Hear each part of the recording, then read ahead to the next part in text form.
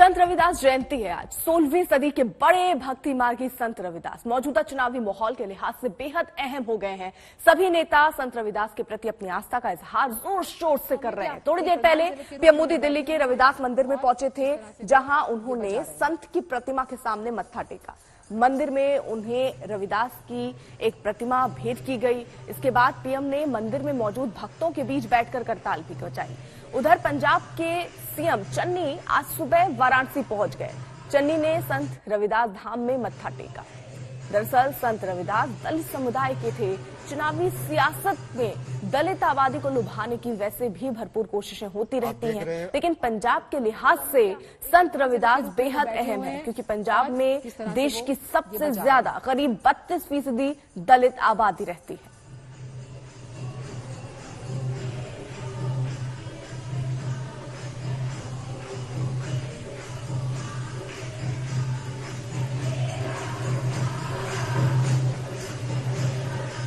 देख रहे हैं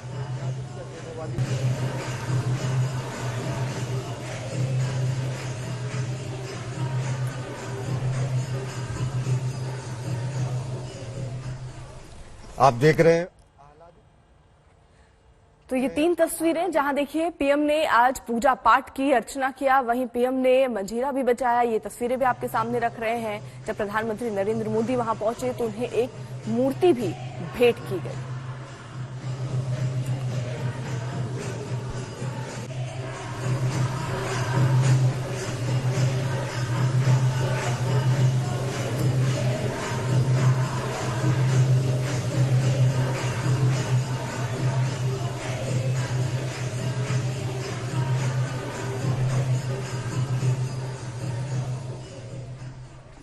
आप देख रहे हैं आह्लादित कर देने वाली, आप देख रहे हैं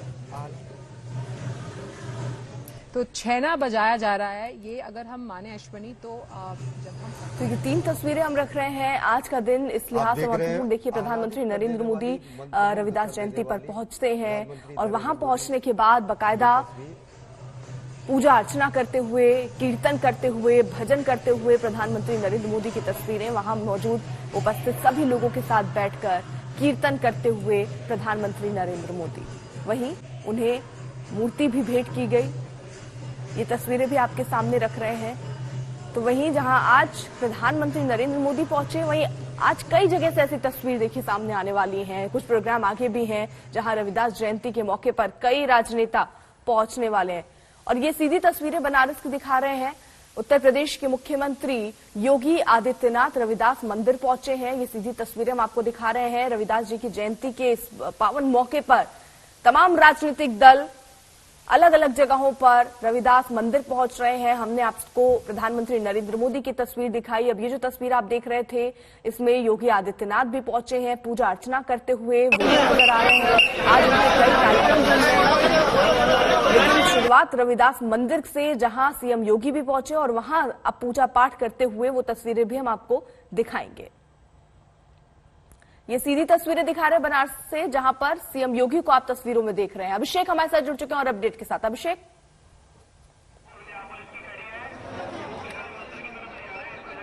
देखिए बिल्कुल मुख्यमंत्री योगी आदित्यनाथ यहां पहुंच चुके हैं। अंदर अभी ठीक 2 मिनट पहले वो पहुंचे हैं, अंदर दर्शन कर रहे हैं। रविदास जयंती का मौका है, 654वीं जयंती है, लेकिन इस जयंती के मायने सियासत तौर पे अगर देखा जाए तो कई मायनों में बदलते नजर आ रहे हैं, क्योंकि उत्तर प्रदेश के 21% वोट जो कि दलित समुदाय के हैं उसको साधने की कवायद नजर आती है।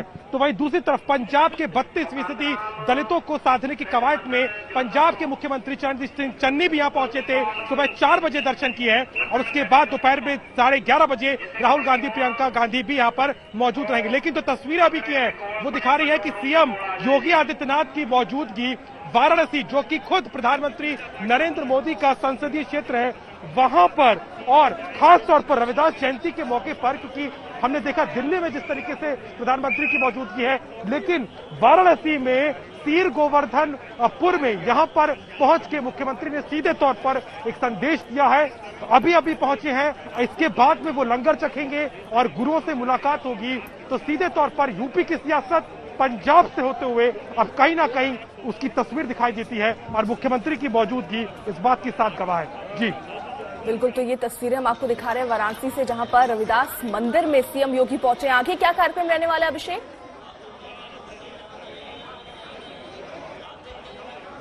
देखिए अर्पिता, यहां से मुख्यमंत्री को प्रचार के लिए जाना है। लगभग यहां पर आधा घंटा उनकी मौजूदगी रहेगी। उसके बाद में वो सीधे प्रचार के लिए निकल जाएंगे। ताबड़तोड़ उत्तर प्रदेश में चूंकि प्रचार चल रहा है, प्रधानमंत्री भी आज सीतापुर में कार्यक्रम कर रहे हैं, वहां उनकी जनसभा है। इसके अलावा तमाम बड़े नेताओं की मौजूदगी उत्तर प्रदेश में है और खुद मुख्यमंत्री के भी कार्यक्रम लगे हैं।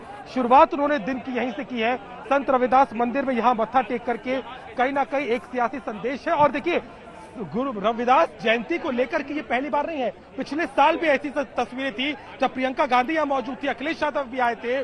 और इस बार के चुनाव में ताल ठोक रहे अब चंद्रशेखर आजाद भी यहाँ पे चूंकि प्रत्याशी के तौर पर कहीं ना कहीं सामने नजर आ रहे हैं, तो वो भी उनकी मौजूदगी हो सकती है। लेकिन सियासी मायने के साथ साथ रविदास जयंती के मौके पर तमाम बड़े नेताओं की मौजूदगी सीधे तौर पे बता रही है कि दलितों और खासतौर पर सिख समुदाय को जोड़ते हुए इस बार की राजनीति में पंजाब जितना जरूरी पंजाब के लिए है, उतना ही वर्चस्व उत्तर प्रदेश में भी दिख रहा है। मायावती का दलित वोट बैंक का धीरे धीरे झटकना और वहीं बीजेपी के साथ में दलित और पिछड़ा का जुड़ना पिछले चुनाव में इस बात का गवाह है। मुख्यमंत्री इस मौके पर हालांकि सियासी तौर पर कुछ नहीं कहेंगे, लेकिन उनकी मौजूदगी यहाँ पर अपने आप में बताती है कि किस तरीके से इस पूरे क्षेत्र में और खासतौर पर रविदास जयंती के मौके पर मुख्यमंत्री की मौजूदगी कई मायनों में महत्वपूर्ण मानी जा रही है।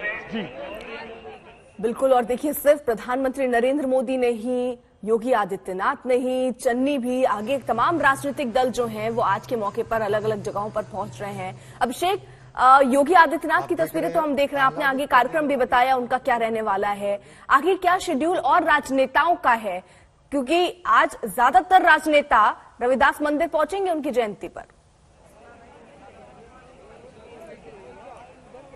देखिए, बिल्कुल रविदास जयंती का मौका है और यहाँ मंदिर की तरफ से जो न्योता भेजा गया था वो प्रधानमंत्री नरेंद्र मोदी को भी भेजा गया है।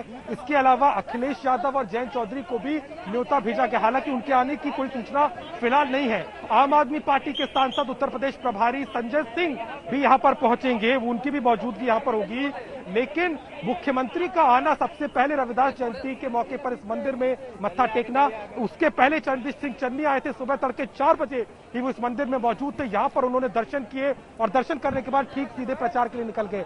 मंदिर में आज भीड़ जो है वो गवाह इस बात की है कि श्रद्धालुओं का जो तांता यहाँ लगता है, क्योंकि ये जो जन्मस्थली है यहाँ सीर गोवर्धनपुर में केवल उत्तर प्रदेश ही नहीं, पंजाब से सबसे ज्यादा तादाद में श्रद्धालु आते हैं।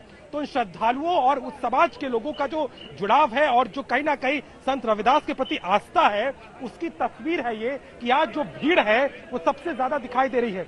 यही कारण है कि सियासी तौर पर अगर देखें, अगर मुख्यमंत्री योगी आदित्यनाथ यहाँ पर आते हैं और इसके साथ ही साथ आप कांग्रेस के दोनों जो नेता हैं, आप चाहे प्रियंका गांधी की बात करें या राहुल गांधी की बात करें, उन दोनों की मौजूदगी भी इस बात को सीधे तौर पर बताती है कि यूपी के चुनाव और पंजाब, क्योंकि पंजाब की लड़ाई अर्पिता बहुत दिलचस्प हो चुकी है।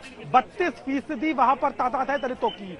117 विधानसभा सीटों में 34 सीटें सुरक्षित हैं। उस तरीके से भी समझा जा सकता है कि पंजाब की लड़ाई में कांग्रेस के लिए इसके क्या मायने हैं। तो वहीं यूपी की अगर मैं बात करूं तो 84 सीटें आरक्षित है उत्तर प्रदेश की 403 विधानसभा में। तो उस कॉम्बिनेशन में भी कहीं ना कहीं अब ये आज का दिन जो है वो सियासी संदेश के लिए काफी महत्वपूर्ण है। मायावती लगातार दलितों की नेता के तौर पे नुमाइंदगी करती रही है, लेकिन बीजेपी ने 2014, 17 और 19 में जो इस वोट बैंक को साधने का काम किया था और अपनी योजनाओं से और तमाम तरह के कार्यक्रमों के जरिए जो जुड़ाव दिखा था, उसने कहीं ना कहीं बीजेपी को खास फायदा पहुंचाया। और आज की जो तस्वीर है जहां खुद मुख्यमंत्री योगी की मौजूदगी है, वो यहाँ बैठे हैं, मत्था टेक रहे हैं, गुरुओं से आशीर्वाद ले रहे हैं और सीधे तौर पर एक संदेश है कि दलित समाज के साथ बीजेपी खड़ी है और मुख्यमंत्री की मौजूदगी यहाँ पर उस बात को सीधे तौर पर दिखा रही है, जिसके लिए बाकी दल के नेता भी तीर गोवर्धनपुर में आज मौजूद रहने वाले हैं। जी बिल्कुल, और देखिए किस तरीके से आज का दिन महत्वपूर्ण है, ये दो तस्वीरों से आज सामने आ सकता है। एक तरफ प्रधानमंत्री नरेंद्र मोदी नजर आते हैं, सुबह सुबह पहुंचते हैं रविदास मंदिर में, पूजा अर्चना करते हुए वो नजर आए और एक अलग अंदाज लोगों के बीच बैठकर कीर्तन करते नजर आए। वहीं हम योगी आदित्यनाथ की तस्वीर देख रहे हैं, वो बनारस में है इस वक्त, वहां रविदास मंदिर में है, पूजा अर्चना करते हुए, वो भी तस्वीरें हम आपको दिखा रहे हैं।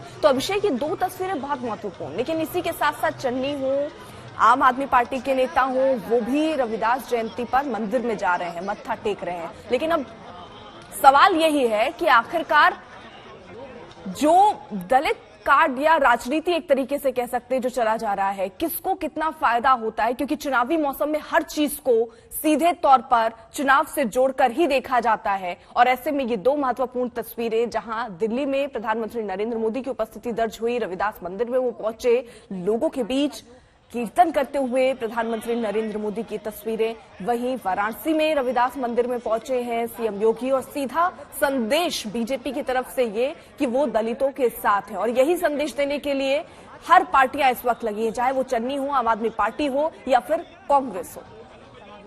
समाज का विकास चाहते हैं। देखिए प्रधानमंत्री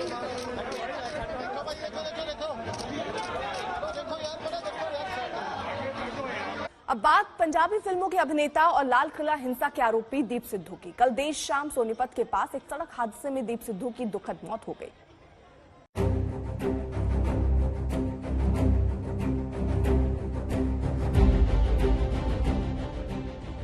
यही है वो स्कॉर्पियो गाड़ी जिससे पंजाब के चर्चित एक्टर और लाल किला हिंसा के मुख्य आरोपी दीप सिद्धू दिल्ली से भटिंडा जा रहे थे।